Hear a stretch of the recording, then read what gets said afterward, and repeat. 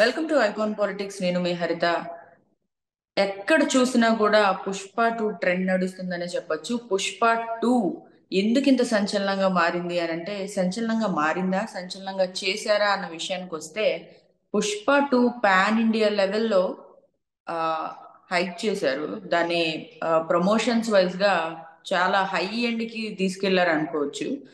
ఈ ప్రమోషన్స్ లో ఇంత ఆ, ఇంత ఇంట్రెస్ట్ చూపించిన మేకర్స్ మూవీ మేకింగ్ విషయంలో ఎక్కడో తడబడ్డట్టు అనిపిస్తుంది నాకైతే.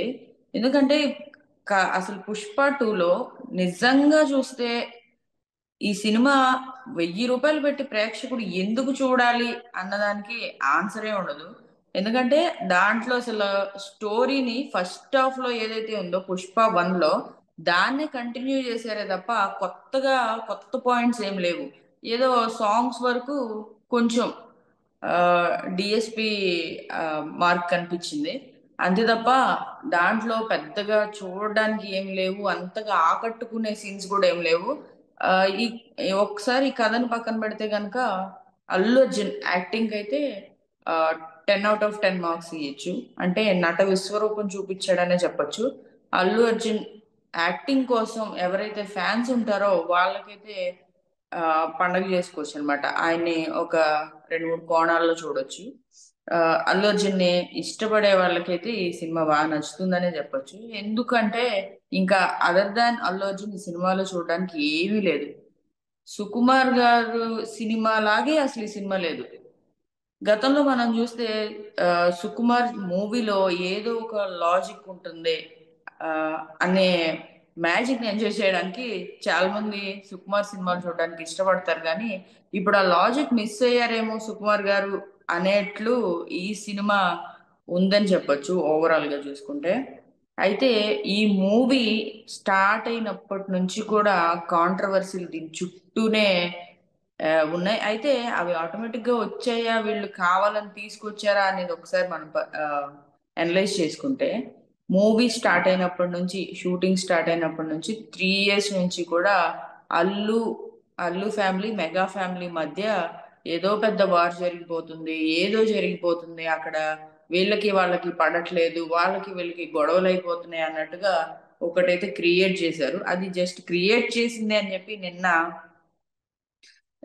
జరిగిన సక్సెస్ మీట్ లో థ్యాంక్ యూ కళ్యాణ్ బాబాయ్ అని చెప్పడంలోనే అర్థమైపోతుంది. అదంతా ఇప్పుడు ఈ అల్లు మెగా ఫ్యామిలీ వారికి ఫుల్ స్టాప్ పెట్టేశారు అన్నట్టు. సో అసలు గొడవ ఉన్నట్టు క్రియేట్ చేసిందే సినిమా ప్రమోషన్ లో భాగంగా.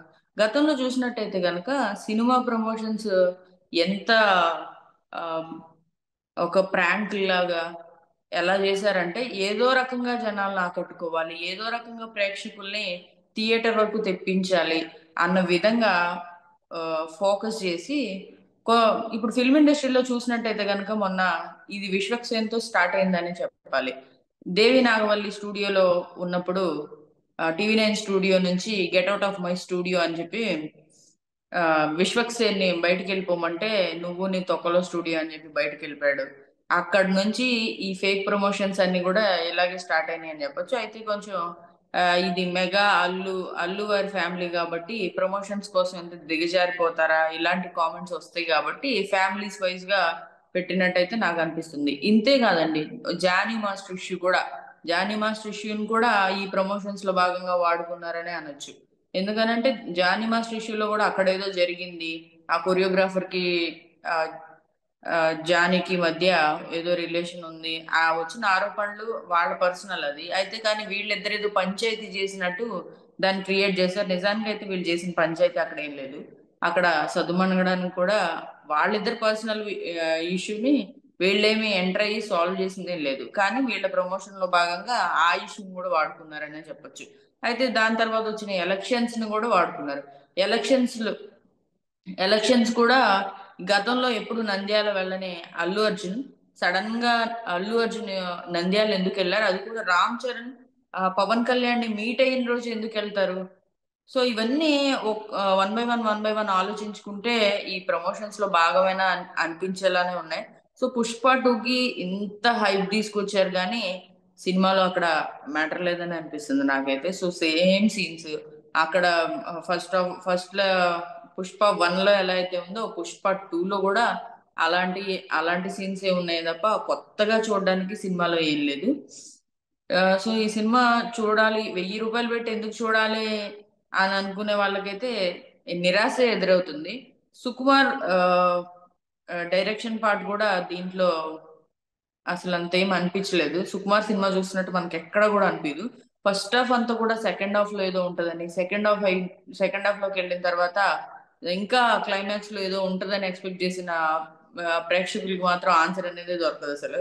సో ఎందుకు వచ్చావురా బాబు అన్నట్టు ఉంటది. ఫస్ట్ హాఫ్ అంతా కూడా ల్యాగ్, పనికిరాని సీన్స్, ఎడిటింగ్ చేతగాక ఎక్కడ కట్ చేయాలో తెలియక అన్ని పెట్టేసినట్టు ఉంటది. సో సెకండ్ హాఫ్ కూడా అంతేం అనిపించలేదు. అయితే రష్మిక ఆ రష్మిక యాక్టింగ్ వచ్చేసరికి అక్కడక్కడ కన్నడ ఫ్లేవర్ మనకు అనిపించినా కూడా ఆ వైఫ్ క్యారెక్టర్ లో 100% సపోర్ట్ చేసిందనే చెప్పాలి. అండ్ నెక్స్ట్ శ్రీలీల ఆ, శ్రీలీల డాన్స్ దుమ్ము రేగొట్టేసింది. చాలా బాగా చేసింది. అండ్ గ్లామరస్ గా చాలా చాలా అందంగా ఉంది. ఆ, తన వరకు తను 100% న్యాయం చేసింది ఆ సాంగ్ కి. అండ్ నెక్స్ట్ గొప్ప గొప్ప నటులు ఫహద్ ఫాజిల్ విషయానికి వస్తే అంత మంచి యాక్టర్ ని సుకుమార్కి ఎలా వాడుకోవాలో అర్థం కాలేదో మరి ఏంటో తెలియదు కానీ ఆ, ఫహద్ ఫాజిల్ అయితే ఆ, చాలా డల్ చేసేసారు. కరెక్టే, హీరోని హైలైట్ చేయడానికి ఎక్కడైనా విలన్ ని కొంచెం వీక్ చేయడం మనం చూస్తాం. కానీ వీక్ చేసినా కూడా ఆ స్టాండర్డ్స్ అయితే ఎక్కడ పడిపోవు. కొన్ని కొన్ని సినిమాల్లో మనం చూస్తే విలన్ ఆ రేంజ్ లోనే ఉంటారు, కాకపోతే హీరో ముందు మాత్రం తగ్గుతారు. కానీ ఇక్కడ ఓవరాల్ గా చూసుకుంటే ఫహద్ ఫాజిల్ మీద యూరిన్ చేసినట్టుగా ఒక సీన్ అయితే ఉంటుంది. అది చాలా దారుణం. మరి కేరళ ప్రేక్షకులు దీన్ని ఎలా తీసుకుంటున్నారో మనకైతే తెలియదు. ఆ, ఇంకా నెక్స్ట్ సాంగ్స్ కి వచ్చేసరికి మొత్తం డిఎస్పి మార్క్ మళ్ళీ కనిపించిందని చెప్పొచ్చు. గతంలో ఎలా అయితే మనకి మంచి మంచి మెలోడీస్ కావచ్చు, ఐటమ్ సాంగ్స్ కావచ్చు, డిఎస్పి పేరు చెప్తేనే మనకు ఒక రకమైన ఎక్స్పెక్టేషన్స్ ఉంటాయి ఆయన మీద. సో అవి 100% ఫుల్ఫిల్ చేశారు. ఎవరికి వాళ్ళు న్యాయం చేశారు. అండ్ మూవీ మేకర్స్ కూడా దీనికి ఎవరికి ఎంత కావాలో తీసుకోండి అన్నట్టున్నారు. సూపర్ గా దీన్ని ప్రొడ్యూస్ చేశారు. ఎక్కడ కాంప్రమైజ్ అవ్వలేదు లొకేషన్స్ వైజ్ కానీ, ఈ బడ్జెట్ విషయంలో, ఆర్టిస్టుల విషయంలో కానీ ఎక్కడ కాంప్రమైజ్ అవ్వలేదు. విజువల్స్ అయితే ఎక్సలెంట్ గా ఉన్నాయి. సో ఇంకా ఈ సినిమా గురించి చెప్పడానికి కొత్తగా ఏం లేదండి.